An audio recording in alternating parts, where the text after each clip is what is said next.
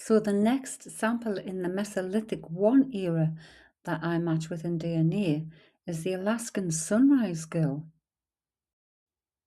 Sample USR1, colloquially known as Alaskan Sunrise Girl, is the scientific and historical designation for the 11,500-year-old skeletal remains of an infant girl discovered in 2013 at the Upward Sun River Archaeological Site in Alaska's Tanana River Valley.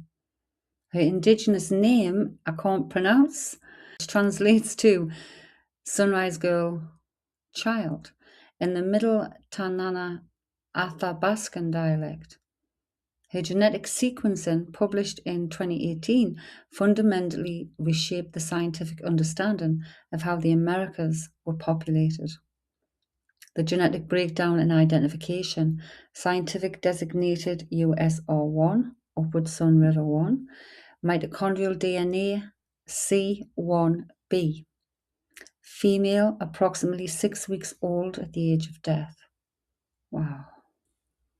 Landmark scientific discoveries.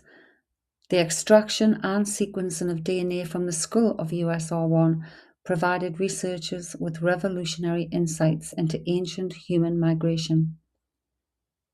Her genome proved that she belonged to a previously completely unknown distinct group of ancient people, dubbed Ancient Beringians.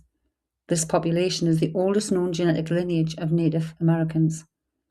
Single wave of migration. Her DNA supports the theory that a single wave of pioneering migrants crossed the Bering Land Bridge from Siberia into Alaska roughly 20,000 years ago. The data revealed that the ancestral group split from East Asians around 36,000 years ago. Around 20,000 years ago, that group diverged into two lineages: the ancient Beringians, USR1's people who stayed north and eventually vanished, and the ancestors of all modern Native American populations who traveled south. Archaeological context. The site, discovered during excavations led by anthropologist Ben Potter, she was found in a burial pit located 50 miles southeast of modern-day Fairbanks, Alaska. She was buried alongside a younger female infant, likely a first cousin. Both infants were covered in red ochre and surrounded by decorated antler weapons and tools.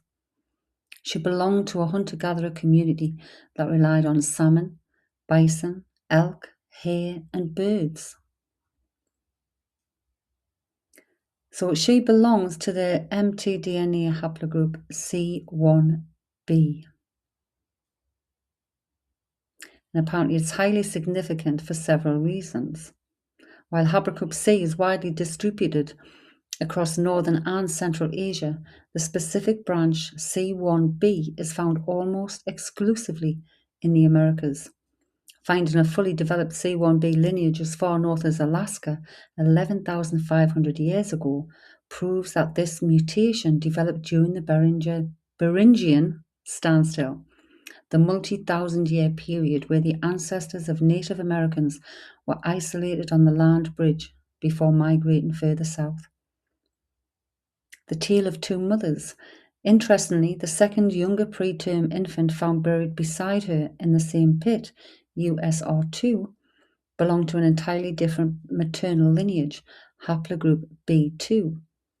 This proved they had different mothers, demonstrating that multiple foundational Native American maternal lines coexisted within the exact same hunting camp. The two infants were placed together at the bottom of a circular pit.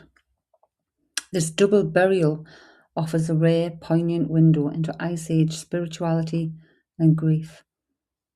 They were laid to rest on a bed of 4 decorated antler rods and 2 stone dart points, the earliest known hunting weapons of their kind found in North America. Both babies were covered in a thick layer of red ochre, a natural earth pigment used globally in ancient rituals.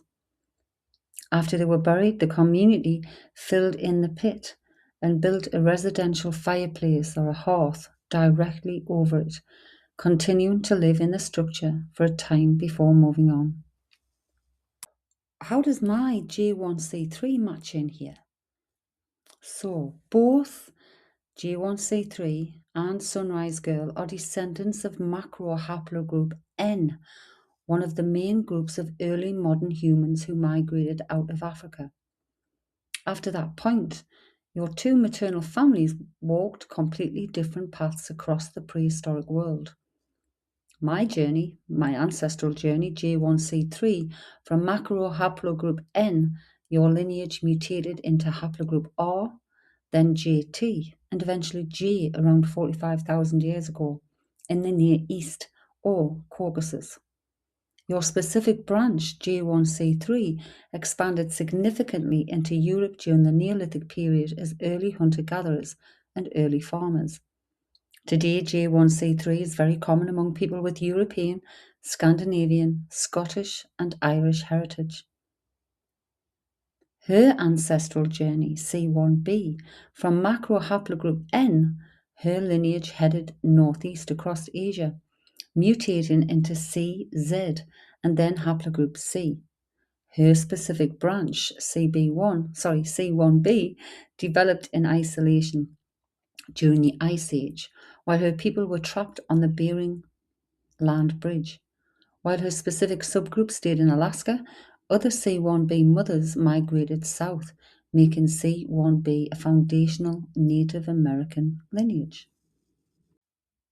So when I've looked up the US2 sample, do I have a connection with this person in mtDNA? Yes.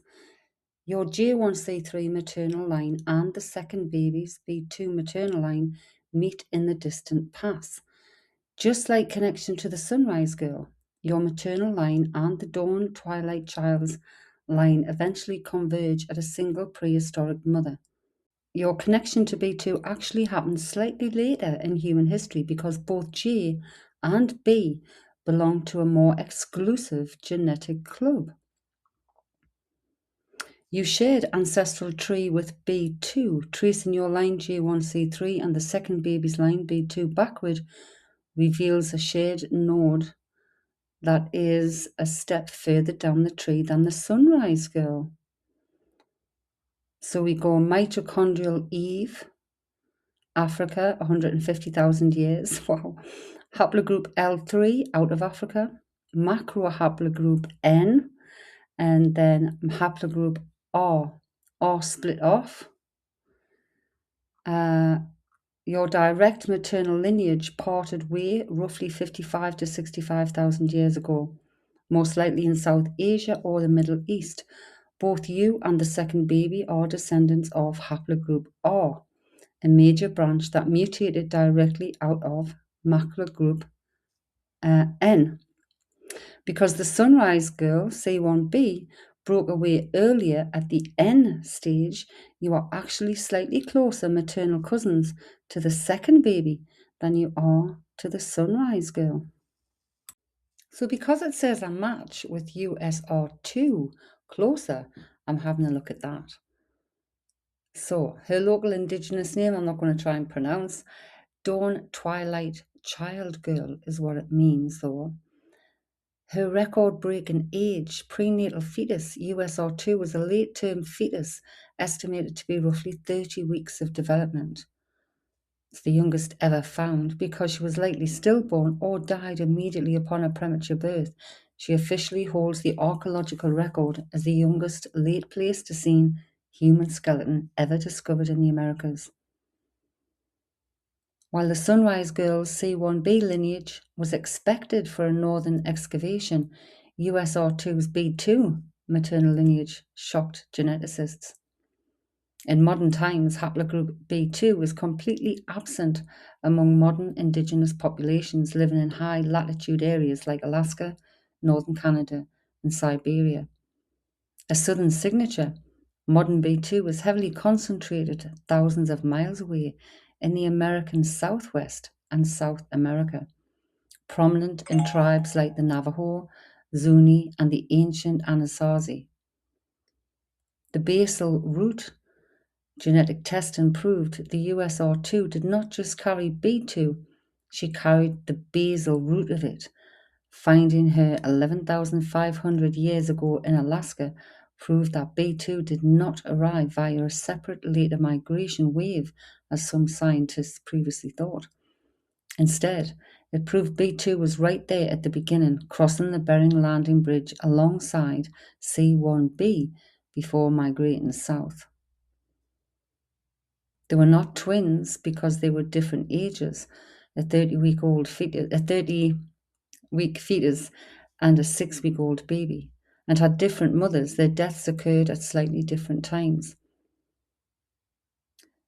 The kept fetus. This implies the hunter-gatherer community may have intentionally preserved the body of the first deceased baby, likely the stillborn USR2, until the second baby passed away, allowing them to be laid to rest together in a single, deeply significant family ceremony. Though their graves were filled with rich offerings like decorated hunting weapons and red ochre, their physical remains hint at a demanding life. Summer deaths. Dental and bone analysis indicate that both infants died during the summer months. For a subarctic hunter-gatherer group, summer should have been a time of abundance. Salmon runs. The loss of 2 infants in the summer suggests the community was experiencing severe environmental stress, food shortages, or a sudden illness during that season.